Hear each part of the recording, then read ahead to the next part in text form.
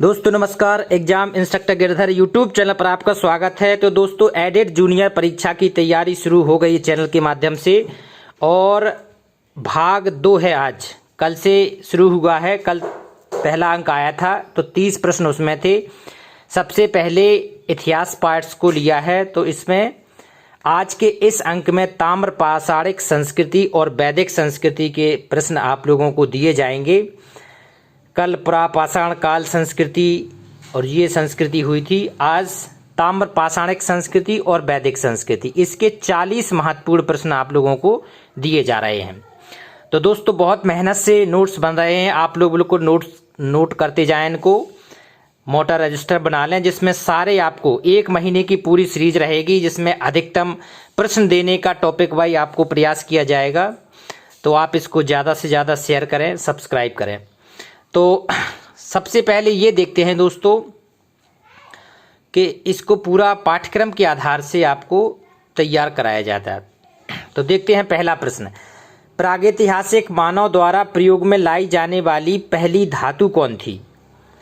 दोस्तों प्रागैतिहासिक में लोहा नहीं था। सबसे पहले प्रयोग की जाने वाली धातु थी तांबा थी। तो इसी कारण तांबा के प्रयोग के कारण जो संस्कृति डेवलप हुई पाषाण युग के बाद, वो थी ताम्र पाषाणिक संस्कृति। इसी को हमें पढ़ना है, ताम्र पाषाणिक संस्कृति। तो ये ताम्र पाषाणिक संस्कृति में कई संस्कृतियों का डेवलप हुआ। कई जगह अपनी अपनी संस्कृति बनी, कई राज्यों में। तो जो सबसे प्राचीन संस्कृति थी वो थी आहार संस्कृति। आहार संस्कृति सबसे प्राचीन संस्कृति थी। ये कहाँ पर विकसित हुई थी? राजस्थान में। इसका समय था 2800 ईस्वी पूर्व से लेके 1500 ईस्वी पूर्व तक ये चली थी। सबसे प्राचीन थी ये आहार संस्कृति। इसके बाद कायथा संस्कृति का विकास हुआ। कायथा संस्कृति ये दोस्तों डेवलप होके हड़प्पा कालीन संस्कृति इसको माना जाता था। ये हड़प्पा के समय से ही समानांतर चली थी कायथा संस्कृति। ये कायथा संस्कृति कहाँ पर है? मालवा, नर्मदा नदी के तट पर मालवा स्थान पर है कायथा संस्कृति। ये ताम्र पाषाणिक संस्कृति थी कायथा। एग्जाम में आता है जौरवे संस्कृति कहाँ पर विकसित हुई? जौरवे, ताम्र पाषाणिक संस्कृति जौरवे कहाँ पर विकसित हुई थी? महाराष्ट्र में। महाराष्ट्र में हुई जौरवे संस्कृति। तांबे की रथ चलाते हुए सांड की मूर्ति कहाँ से मिली है? एक तांबे की एक मूर्ति है जिसको रथ चला रहा है। रथ चलाते हुए सांड, मतलब सांड रथ चला रहे हैं। ये बनी किस धातु की है? तांबे की। ये कहाँ से मिली है? ये पहले बहुत बार आया है। ये दैमाबाद से मिली है। दैमाबाद कहाँ पर पड़ता है? ये महाराष्ट्र के दैमाबाद से ये मूर्ति पाई गई है। इनाम गांव एक ताम्रपालिक स्थान था। ये ताम्र पाषाणिक युग की एक बहुत बड़ी बस्ती थी। इसका संबंध किस संस्कृति से था? जौरवे संस्कृति से। जौरवे संस्कृति से इसका संबंध था। अब आते हैं वैदिक संस्कृति में। तो वैदिक संस्कृति के निर्माता कौन थे? आर्य इसके वैदिक संस्कृति के निर्माता थे, जो ऋषि थे। आर्य एक संस्कृत भाषा का शब्द है और इसका अर्थ क्या होता है? आर्य का श्रेष्ठ। आर्य का अर्थ क्या है? श्रेष्ठ। अब दोस्तों विद्वानों में मतभेद है। मतभेद इस बात का है कि आर्य जो विद्वान थे, जो आर्य ऋषि थे जिन्होंने वैदिक संस्कृतियों की रचना की, वेद लिखे, वे कहाँ से आए थे? तो दोस्तों आर्यों का मूल स्थान के संबंध में सबसे महत्वपूर्ण कथन है कि ये लोग मध्य एशिया से आए थे। यही प्रमाणिक माना जाता है। अगर प्रमाणिक आपसे पूछा जाए कि वास्तव में कहाँ से आए थे, तो ये मध्य एशिया से आए थे। ये कथन किसका है? मैक्स मूलर का है। मैक्स मूलर का कथन। दोस्तों हमारे भारत में भी कई विद्वान हुए हैं जिनके अलग अलग तर्क हैं। आर्यों का मूल स्थान उत्तरी ध्रुव था। उत्तरी ध्रुव को किसने बताया है? जी एग्जाम में यह सब पूछ लेता है कि उत्तरी ध्रुव मूल स्थान था। ये किसने बताया है?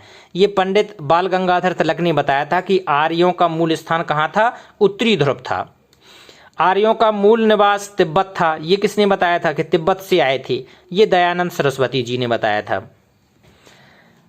आर्य मूल रूप से कश्मीर के थे। ये कश्मीर के मूल निवासी थे आर्य। ये किसने बताया था? एल डी कल्ला। कल्ला महोदय ने बताया था कि आर्यों का मूल निवासी कहाँ का था, कश्मीर का था। आर्य हंगरी से आए थे, जे पी गाइल्स ने बताया था।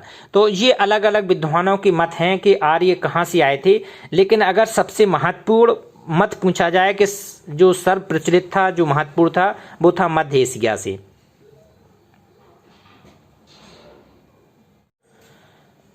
अब देखते हैं दोस्तों, मध्य एशिया से आए थे, इसका प्राचीन साक्ष्य कैसे मिलता है जो प्रमाणित करता है कि वास्तव में आर्य कहाँ से आए थे, मध्य एशिया से आए थे। तो दोस्तों एक स्थान है बोगज कोई। बोगज कोई एक स्थान है, कहाँ पर है, ये तुर्की में है, तुर्की मध्य एशिया में है। तो वहाँ पर 1400 ईस्वी पूर्व के लगभग एक अभिलेख मिला है, बोगज कोई का अभिलेख। इसमें 4 देवताओं का उल्लेख किया गया है। वो 4 देवता कौन से हैं, इंद्र है, मित्र है, वरुण है और नासत हैं। ये 4 देवताओं का उल्लेख बोगज कोई के अभिलेख में किया गया है। तो इस आधार पर माना जाता है कि आर्य संस्कृति वहाँ पर डेवलप हुई होगी मध्य एशिया में। तो जो मैक्स मूलर का कथन है ये ज़्यादा प्रमाणिक हो जाता है कि वास्तव में आर्य कहाँ से आए थे, मध्य एशिया से आए थे। अब आगे देखते हैं लोहे का प्रारंभिक साक्ष्य कहाँ से मिलता है। ये अतरंजी खेड़ा से मिलता है, एटा के पास स्थान है अतरंजी खेड़ा, 1000 ईस्वी पूर्व के लगभग है। तो ऋग्वेद में लोहे का कोई प्रमाण नहीं है। प्रारंभिक प्रमाण कहाँ से मिलता है लोहे का, उत्तर वैदिक में 1000 ईस्वी पूर्व में। जैसी उत्तर वैदिक का पीरियड शुरू होता है तभी से लोहे का साक्ष्य मिलता है। प्रथम साक्ष्य कहाँ से मिला है, अतरंजी खेड़ा, एटा से। वैदिक साहित्य में कुल कितनी नदियों का उल्लेख है। वैदिक साहित्य में कुल 31 नदियों का उल्लेख है, जो एग्जाम में खूब आता है। 31 नदियां हैं वैदिक साहित्य में। तो ऋग्वैदिक आर्यों की सबसे पवित्र नदी कौन थी, सरस्वती नदी। ऋग्वेद में सबसे पवित्र नदी को उल्लेख किया गया है, सरस्वती नदी सबसे प्राचीन, सबसे पवित्र नदी मानी जाती है। कौन सी नदी, सरस्वती नदी। दोस्तों ये सारे महत्वपूर्ण एग्जाम के लिए क्वेश्चन हैं, इनको आप नोट्स बनाते जाएं और नोट्स में बिल्कुल आपकी सीरीज चलती जाएगी।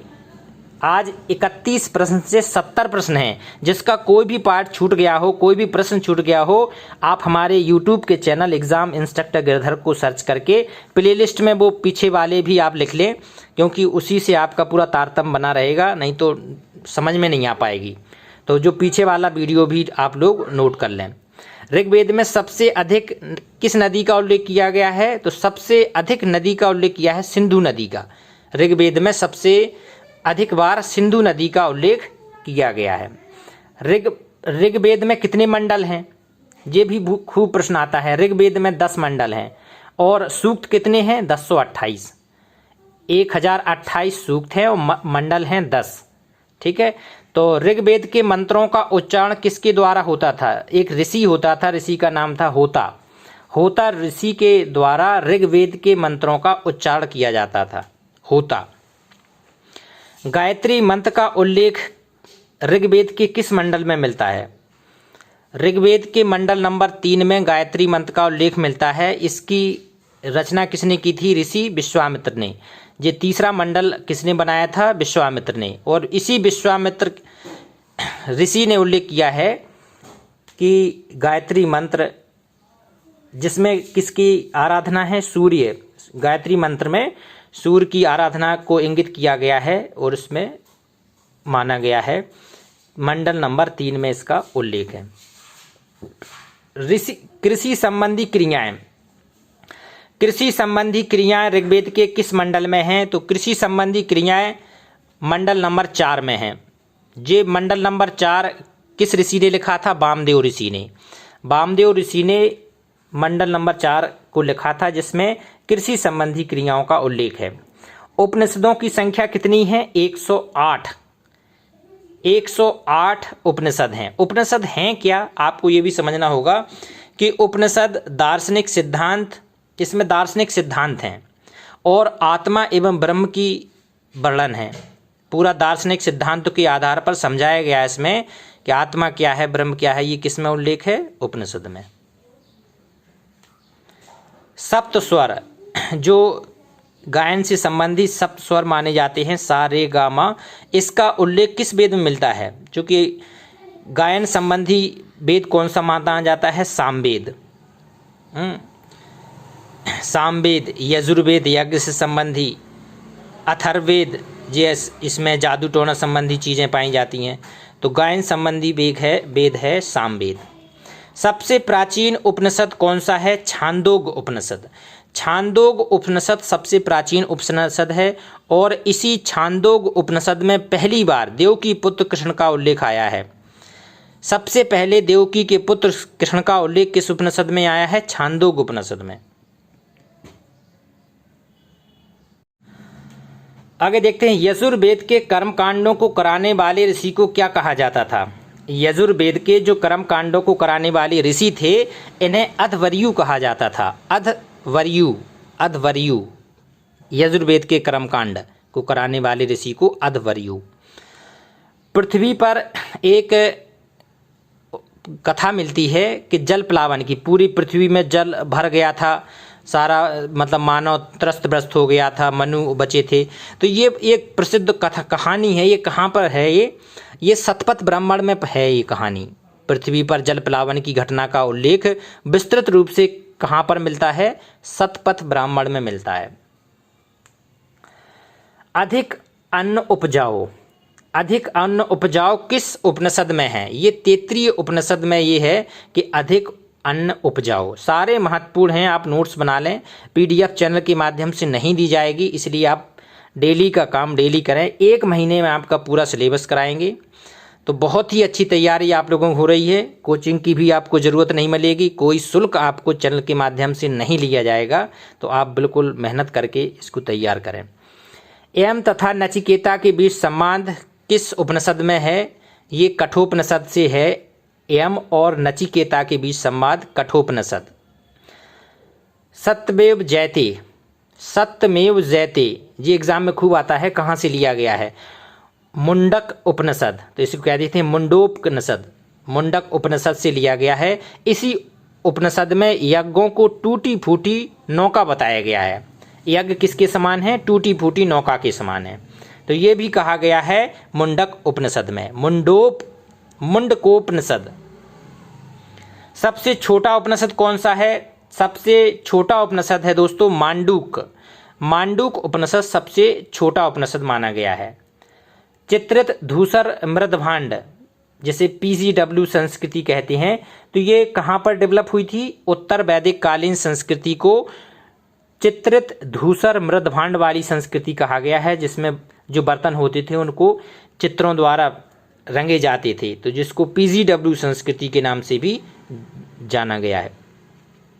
दासों की मुक्ति का विधान किस स्मृति में है? दासों की मुक्ति का विधान नारद स्मृति में है। दासों की मुक्ति का विधान कहाँ पर है? नारद स्मृति में पाया गया है। पुराणों की संख्या कितनी है दोस्तों? पुराणों की संख्या है 18 महत्वपूर्ण पुराण हैं। सबसे प्राचीन पुराण कौन सा है? मत्स्य पुराण। सबसे प्राचीन पुराण मत्स्य पुराण। सुदास तथा 10 राजाओं के बीच एक युद्ध लड़ा गया था। एग्जाम में बहुत पूछा जाता है कि किस नदी के किनारे 10 राजाओं की और सुदास के बीच में युद्ध लड़ा गया था? ये रावी नदी के तट पर लड़ा गया था। रावी। देखते हैं दोस्तों पुराणों की संख्या कितनी है? 18 पुराण हैं। सबसे प्राचीन पुराण है मत्स्य पुराण। सुदास तथा 10 राजाओं का युद्ध लड़ा गया था। ये किस नदी के किनारे लड़ा गया था? रावी नदी के तट पर। 10 राग युद्ध का उल्लेख है किस मंडल में? 7वें मंडल में है ऋग्वेद के। इसमें 10 राजाओं का उल्लेख किया गया है। ऋग्वेद में 2 संस्थाएं थीं जो राजा पर नियंत्रण रखती थी। कौन सी थी? सभा और सम्मति। सभा और सम्मति 2 संस्थाएं थीं जो राजा पर नियंत्रण रखती थी। वर्ण व्यवस्था का पहला उल्लेख पाया जाता है ऋग्वेद के 10वें मंडल में पुरुष सूक्त में पाया गया है। ऋग्वेद में प्रतापी देवता कौन था? सबसे प्रतापी देवता था इंद्र, जिसका 250 सूक्त में वर्णन है।